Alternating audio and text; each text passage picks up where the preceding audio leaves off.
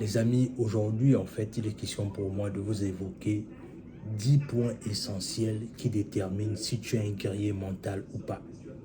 La réalité, c'est que dans les 10 points que je vais citer, chacun pourra se reconnaître et chacun pourra peut-être dire s'il se détermine comme étant un guerrier mental ou pas.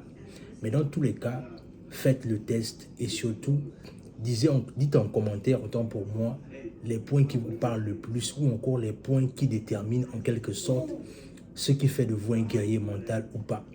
Sur ce, on est parti. Salut, moi c'est Warren et bienvenue dans ma chaîne Guerrier Mental et Warren et Asiana. Ici, on parle de développement personnel, on parle d'entrepreneuriat. Ce sont des thématiques qui vous parlent de choses à faire. La première, vous vous abonnez à la chaîne et vous partagez la vidéo autour de vous. Et la deuxième, vous nous suivez à travers nos réseaux sociaux, notamment Facebook, YouTube et TikTok. Alors, ceci étant dit, aujourd'hui, en fait, il est question pour moi de vous parler de 10 points essentiels parce que je réalise que ces 10 points-là, la plupart du temps, ça va faire toute une différence dans votre parcours, dans la meilleure personne que vous voulez devenir, dans peut-être ce que vous êtes en train d'entreprendre. Et parmi ces 10 points, comme je disais au préalable, chacun pourra se retrouver et chacun pourra faire son analyse. Le premier point ici, c'est ne lâchez point prise là où vous savez que vous pouvez réussir. La réalité, c'est que la plupart du temps, beaucoup d'entre nous, à cause de la mentalité de défaitisme qu'on a souvent, on a toujours tendance à abandonner les choses qu'on aurait pu avoir ou qu'on aurait pu mériter simplement parce qu'à un moment donné, on ne se bat pas assez, on ne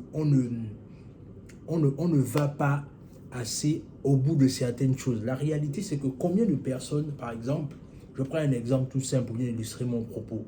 Regardez, cette année, par exemple, il y a des gens qui avaient des résolutions de vouloir faire certaines choses pour l'année 2023, ou l'année 2022, autant pour moi.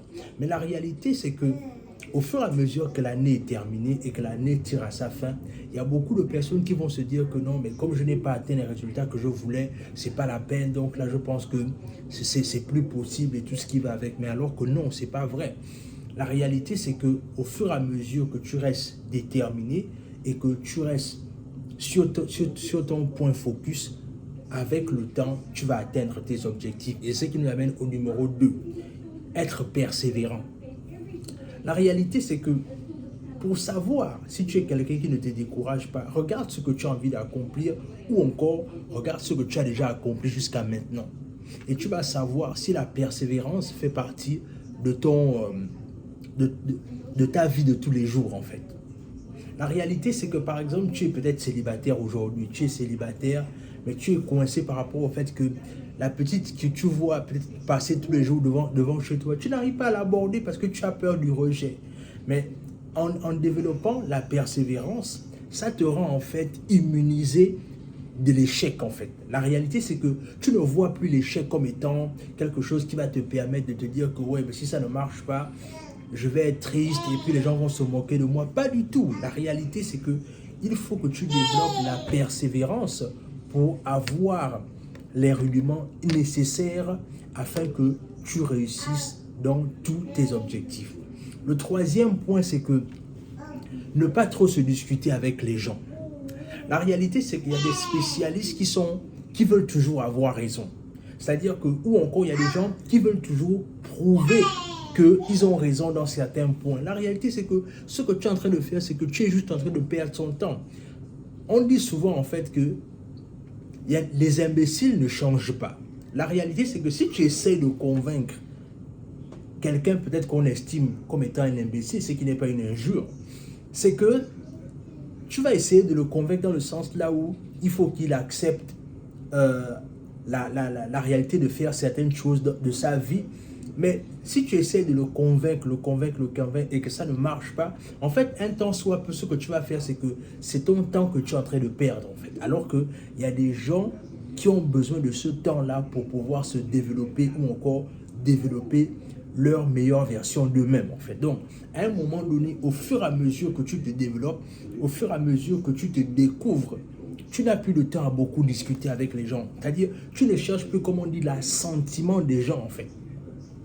Le quatrième point, c'est ne pas trop attendre des gens. C'est-à-dire, il y a ce côté-là où trop de personnes sont toujours en attente du fait que les gens vont valider, par exemple, leur projet. Oui, parce que tu parles du principe que pour toi, tu ne peux pas prendre une décision quelconque sans pourtant que les gens sont avec toi, sans pourtant que les gens t'accompagnent ou encore que les gens t'aident.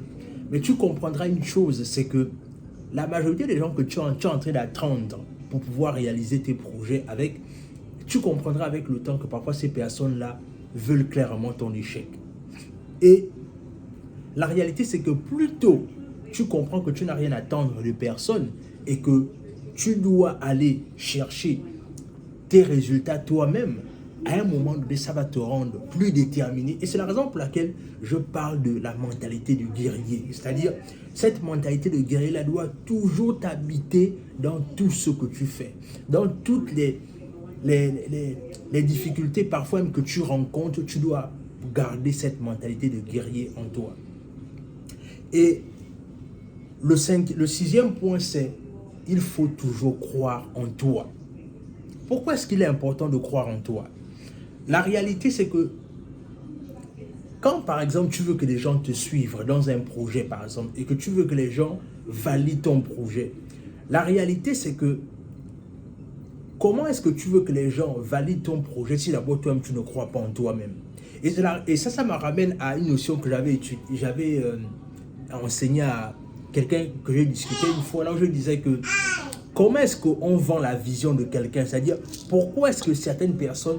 Voilà, j'avais dit en fait que ça veut dire quoi apprendre à se vendre? Parce que beaucoup de gens disent toujours, non, mais tu ne sais pas te vendre, ou bien voilà comment il faut se vendre. Mais qu'est-ce que ça veut dire en fait apprendre à se vendre? Apprendre à se vendre en fait veut dire d'abord, premièrement, tu dois croire en toi-même. Oui, tu dois croire en toi-même d'abord et tu dois croire en ta vision. Ce qui fait que quand tu crois en toi, quand tu crois en ta vision, à un moment donné, les gens qui seront autour de toi, les gens qui vont t'écouter, les gens qui vont te suivre, ce sera plus facile pour eux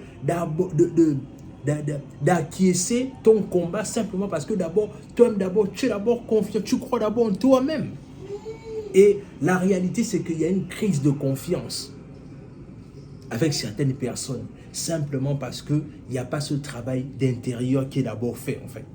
Le septième point, c'est faire confiance au temps, et le temps améliorera les choses. La réalité, c'est que on sait tous à un moment donné que le temps répare beaucoup de choses. Par exemple, tu as été blessé dans une relation, et ça peut être une relation amicale ou amoureuse, ou même dans les affaires. Tu as été blessé. La réalité, c'est que pour que tu repartes encore au combat, il faudrait que tu prennes du temps. C'est-à-dire, je vais vous prendre un exemple simple avec nous. C'est-à-dire, nous, on a lancé notre business du trucking. Ce qui s'est passé, c'est que on a commencé le business avec nos fonds propres. Mais après, on a réalisé en fait qu'à un moment donné, il fallait qu'on puisse avoir besoin des investisseurs. Et dans le long terme, ce qu'on s'est dit, c'est que à un moment donné, on va d'abord mettre une pause. Même pas mettre une pause parce qu'on ne voulait pas continuer le business. Non, c'est parce qu'on a réalisé une chose, c'est que à fonds propres, ça devenait quelque part on devenait un peu à charge, c'est-à-dire que c'était tellement épuisant. Donc on s'est dit à un moment donné que non, on va prendre du temps, comme on dit, reculer pour mieux sauter, pour prendre le temps nécessaire pour accumuler des gains. Et pourquoi pas même, c'est aussi l'occasion, pourquoi pas de faire une petite parenthèse pour dire qu'on est à la recherche des investisseurs. C'est-à-dire, on s'est mis dans une posture de pause d'abord pour attendre de accumuler davantage de cash pour faire en sorte que quand on revient avec une meilleure assise, on revient avec une... Le huitième point, c'est être plus connecté avec Dieu ou encore être plus spirituel. La réalité, c'est que les gens ne comprennent pas cette importance-là, c'est-à-dire on a toujours tendance à penser que les meilleurs combats sont souvent les meilleurs qui se passent physiques, mais alors que c'est faux en fait.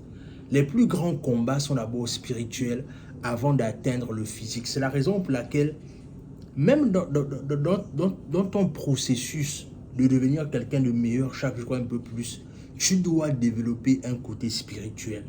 Et c'est la raison pour laquelle la réalité, c'est qu'il faut croire en Dieu, ou encore il faut avoir une spiritualité en fait. Parce qu'en ayant une spiritualité, ça va te permettre, pourquoi pas, de devenir davantage quelqu'un de meilleur. Ça va te permettre en fait de faire face à certaines réalités que tu n'aurais pas pu voir autour de toi si tu étais simplement un simple homme en fait, disons ça comme ça. Le 8e point, non, autant pour moi le 9e, on est déjà au 9e point, tu vois, je suis un peu, voilà. Le 9e point maintenant, c'est se fixer des objectifs dans la vie. Alors, cette partie-là, c'est tellement importante pour moi et c'est là où je vais marquer une pause parce que la réalité, c'est que pourquoi est-ce qu'il est important de se fixer des objectifs dans la vie? Vous serez surpris de réaliser qu'il y a des personnes souvent, et comme j'ai dit ça la dernière fois dans un live, c'est que il y a des gens, tu as parfois l'impression que c'est comme s'ils accompagnaient les autres. Et ça n'a aucun sens quand on voit parfois certaines personnes se comporter comme ça. C'est comme si en fait, la vie pour eux, c'était un voyage quoi. C'est-à-dire on est là, on est venu s'accoster là, on regarde les autres, on se regarde, et puis après on part. Non, la vie c'est pas ça. La vie c'est, non seulement c'est une aventure, mais c'est une aventure là où c'est toi qui es le capitaine de ton âme, le maître de ton destin en fait. Et c'est la raison pour laquelle il faut te fixer des objectifs dans la vie. Parce que regardez un peu la vie de quelqu'un qui a des objectifs à atteindre et la vie de quelqu'un qui n'a pas des objectifs à atteindre. On peut clairement voir que en fait, chacune des vies n'a pas le même dynamisme.